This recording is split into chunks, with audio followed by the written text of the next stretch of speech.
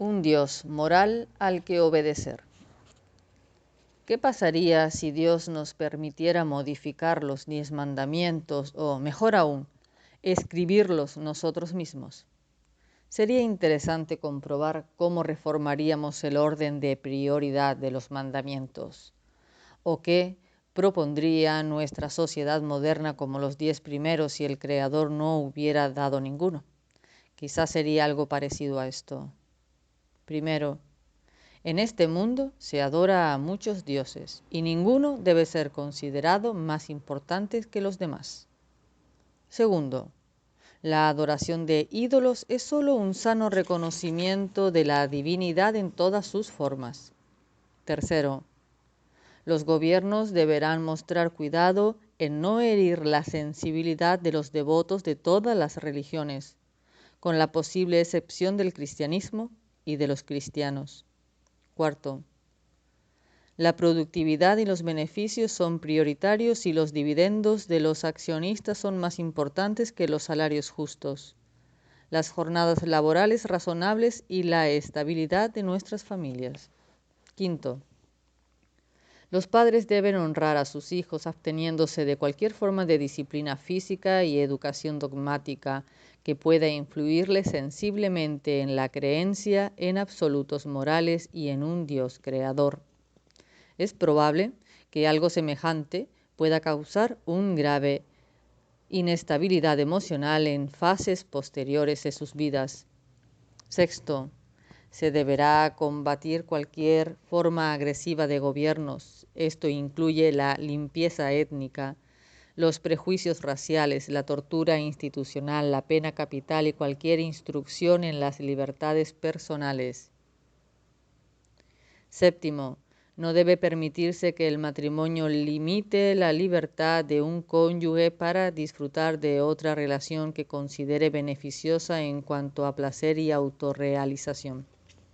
Octavo, los gobiernos y la industria tienen la responsabilidad de no abusar del medio ambiente, explotar a los animales o ser excesivamente escrupulosos en asuntos de pequeños fraudes. Noveno, debemos tener una sociedad abierta en la que los políticos y los directores no hagan errar al público. Décimo y último, la ambición, la autoestima y la lotería nacional son buenas para la economía y la sociedad y son la mejor motivación para los logros personales. Tendríamos mandamientos que trataran de la injusticia social, la desigualdad racial y sexual, las relaciones internacionales, la explotación comercial y ecológica, porque todos estos son pecados de otros gobiernos y otras personas. No obstante, el Creador, cuya sabiduría creó todo el complejo universo, ha omitido cualquier referencia a temas parecidos en sus requisitos funcionales de las relaciones humanas. Nuestra sociedad quiere mandamientos que sean totalmente impersonales. Queremos ser capaces de excusarnos y señalar a los gobiernos y las instituciones como los culpables. Preferiríamos problemas cómodos, lo suficientemente lejanos como para mandarles caridad o culpar a otros de ellos. Por otro lado, cada uno de los 10 mandamientos señala muy cerca de casa, literalmente. Todos tratan temas que afectan la manera como mi familia y yo vivimos cada día, en mi casa, en la fábrica, en la oficina, en clase o en la tienda. Dios empieza por la gente, no por las instituciones, por las familias, no por los gobiernos. Comienza por nosotros y eso incomoda bastante. A menudo se critica a la Biblia por tener poco que decir a los gobiernos. Se nos dice que no hay ninguna filosofía política en la Biblia, ningún mandato económico, ninguna constitución para una liga de naciones y solo unas pocas referencias de pasada a la ecología. Esto no es cierto. La Biblia sí habla a las instituciones, a las familias y a los gobiernos y sí trata asuntos verdes, pero principalmente se preocupa por la gente. Lo que anda mal en este mundo y lo que siempre ha estado mal no son los gobiernos o las instituciones, sino las personas. Gente normal y corriente como nosotros, porque las personas son la base de la sociedad. Los gobiernos e instituciones jamás serán más morales que las personas que los forman. Lo dijo todo el político de hace un siglo que salió del culto en la iglesia murmurando: las cosas han llegado demasiado lejos cuando se permite que la religión interfiera en la vida privada de uno. Los 10 mandamientos son impopulares precisamente porque son personales y porque nuestra filosofía de hoy rechaza aceptar un criterio objetivo de lo bueno y lo malo que interfiera en la vida del individuo. Si una religión no interfiere en la vida de cada uno, esa religión no vale nada. Uno de los grandes fracasos de la sociedad occidental moderna es que la moral social haya ocupado el lugar de la moral personal. El hombre de la calle protesta enfurecido contra la corrupción del gobierno, el fraude de despacho y los narcotraficantes. Sin embargo, quiere la libertad para mantener su porno suave, sus pequeños trapicheos, sus sobornos y su cerveza. Queremos que la sociedad se reforme, pero sin cambiar nada de nuestro estilo de vida. Cambiar el orden de Dios de esta forma conjura la tragedia.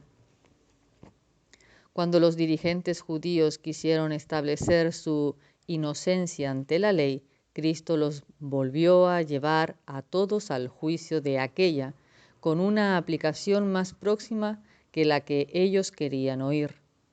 Les recordó que incumplir el día de reposo, deshonrar a los padres, el asesinato, el adulterio y la envidia eran pecados de la mente y el corazón antes de que se materializaran en actos. Mateo 15, 18 al 20. Los gobiernos son un macrocosmo de cada nivel de la sociedad hasta llegar al de la familia, que es la unidad fundamental. La verdadera religión, ya sea el judaísmo del Antiguo Testamento o el cristianismo del Nuevo, se preocupa principalmente por las personas y las familias. Dios sabe que cuando éstas obedecen sus mandamientos, influirán a los que les rodean, y si cambian suficientes personas, cambiarán los gobiernos. Gracias a Dios por los mandamientos. Lo más importante de los 10 mandamientos es precisamente que estén ahí. Aun la propia ley que me condena como pecador y muestra cuán corto me quedo es una increíble muestra de la gracia de Dios. Porque al mostrar su ley, Dios se muestra a sí mismo. La mayor bondad de Dios consiste en mostrarse a nosotros y, en segundo lugar, en mostrarme a mí mismo. Pero solo entiendo claramente la segunda cuando he comprendido la primera. La parte maravillosa de la gracia de Dios no es que primero muestre la desobediencia de mi espíritu, sino que muestra la santidad de sí mismo. Si tan solo pudiéramos comprender eso. Por supuesto que la cruz es gracia, el Evangelio de la Salvación es gracia, pero la gracia comenzó mucho antes.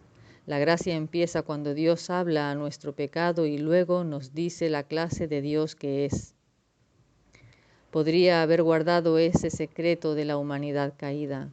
No hay nada en el código de Hammurabi que pueda compararse con la seguridad de Israel de que Dios había hablado o la confianza de que es Dios y no Moisés el que da las leyes y espera obediencia. Este Dios impone, poderoso, bueno y puro, podía haber dejado en el mismo sitio la barrera del pecado y podía haber permanecido así hasta el día en que el mundo entero se presente ante Dios en juicio y llegue a la horrenda comprensión de Dios y de toda su santidad. Es gracia el que nos haya hablado de antemano. Todo lo que ocurrió en Éxodo 19 es gracia y todo lo que dijo Dios en el capítulo 20 es gracia también. Por eso el apóstol Pablo puede afirmar en el Nuevo Testamento que la ley es buena. Romanos 7:12. Por supuesto que lo es, porque nos conduce a Dios. Es la ley la que nos dice lo lejos que quedamos de satisfacer los requisitos de Dios. Y es la ley la que nos recuerda que no podemos hacer nada para salvar el abismo. La ley nos dice lo necesitados que estamos de salvación. Aunque puede que estemos deseosos de empezar ya con los mandamientos en sí, este capítulo ya ha generado muchos interrogantes y esquivado demasiadas cuestiones. Antes de cegar la cosecha, hay un campo que arar, malas hierbas que deben ser arrancadas y semillas que plantar. Nunca ha sido tan atacada la ley como lo está siendo hoy en día, y no por el mundo, que es de esperar, sino por aquellos que deberían estar de su lado. Debemos dirigirnos ahora al tema fundamental de cómo tener la certeza de la validez de la ley hoy en día y de cuán lejos podemos llegar en su aplicación.